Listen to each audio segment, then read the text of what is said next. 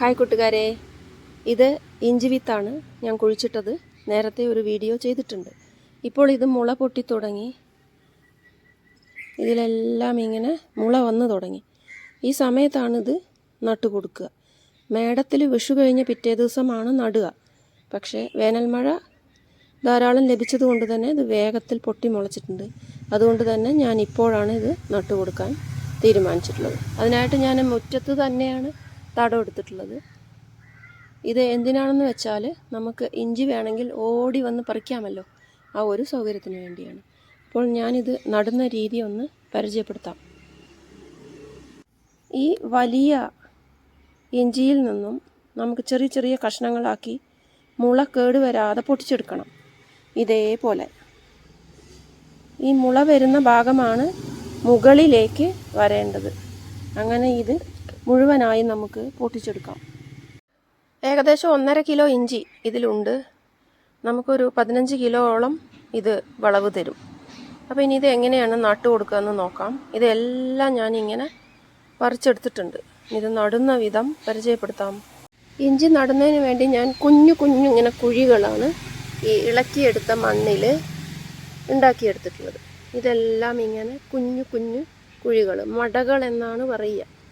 അപ്പം മടകൾ ഒരുക്കി കഴിഞ്ഞു. ഇനി ഇത് നമുക്കിതിലേക്ക് നട്ടു കൊടുക്കാം.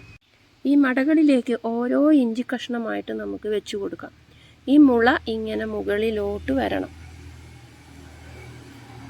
അതിനുശേഷം ഇതിൻ്റെ ചുറ്റുമുള്ള മണ്ണ് ഇങ്ങനെ നമുക്ക് ഇത് മൂടും വിധം ഇങ്ങനെ ഇട്ട് കൊടുക്കാം. അപ്പോൾ ഈ കുഞ്ഞു മട ഞാൻ മൂടിക്കൊടുത്തു. ഇനി അടുത്ത മടയിലേക്ക് അടുത്ത കഷ്ണം വയ്ക്കുന്നു, ഇങ്ങനെ മൂടിക്കൊടുക്കുന്നു.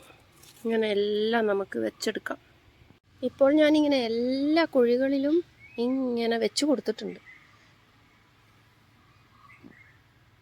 ഇതെല്ലാം മൂടണം.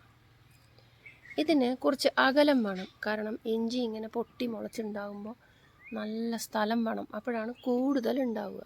അപ്പോൾ 1 കിലോ ഇഞ്ചി കൊണ്ട് തന്നെ ഒരു വലിയ ഏരി ഇഞ്ചി നമുക്ക് നട്ടെടുക്കാം. പിന്നെ ഇതെല്ലാം ഇങ്ങനെ മൂടിക്കൊടുക്കാൻ പോകാണ്ട് ഇതിലത്തെ പുല്ലും കട്ടകളും ഒക്കെ നമ്മൾ കളയണം. ഇത് വൃത്തിയാക്കി ഇടണം. മണ്ണിനെ നമ്മൾ വൃത്തിയാക്കുമ്പോൾ അത് പൊന്നാകും. അങ്ങനെ ഓരോന്നും നമുക്ക് ചെയ്തെടുക്കാം.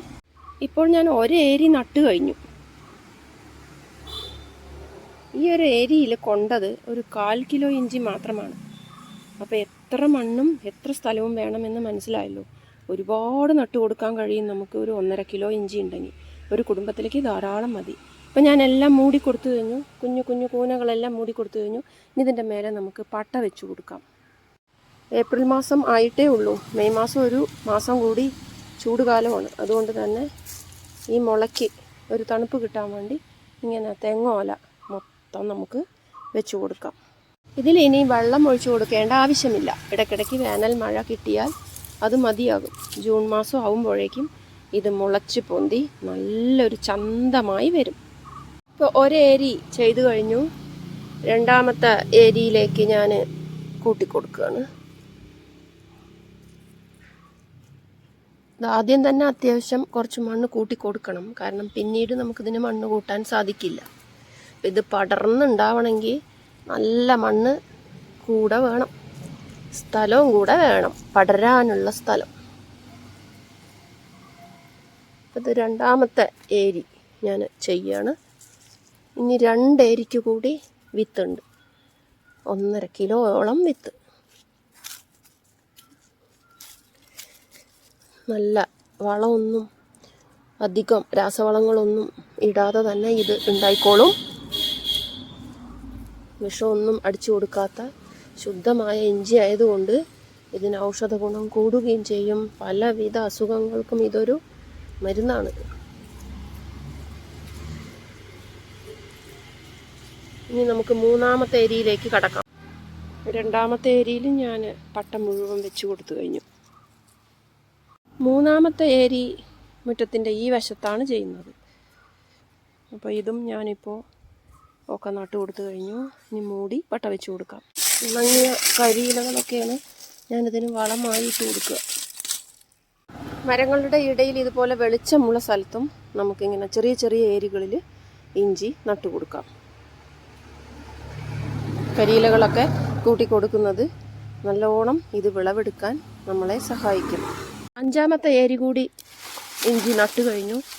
ഞാനിതിൻ്റെ മേലെ പട്ടയ്ക്ക് പകരം മൂച്ചിയുടെ ഇലയും വെക്കാം.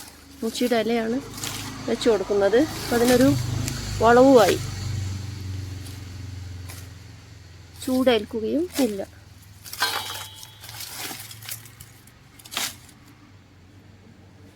ഒന്നര കിലോ ഇഞ്ചി ഞാൻ 6 ഏരിയിലാണ് നട്ടു കൊടുത്തത്. അവസാനത്തെ ഏരിയയിൽ മാവിലയാണ് വിതറി കൊടുത്തത്. ഇനി ഇത് മുറ്റത്ത് ഇങ്ങനെ അമച്ച് പൊന്തുന്ന സമയത്ത് ഇതിൻ്റെ തുടർ വീഡിയോ ഇടാം കൂട്ടുകാരെ. നല്ല ശുദ്ധമായ ഔഷധ ഗുണങ്ങൾ നൽകുന്ന ഇഞ്ചി വീട്ടിൽ തന്നെ നമുക്ക് കൃഷി ചെയ്യാം.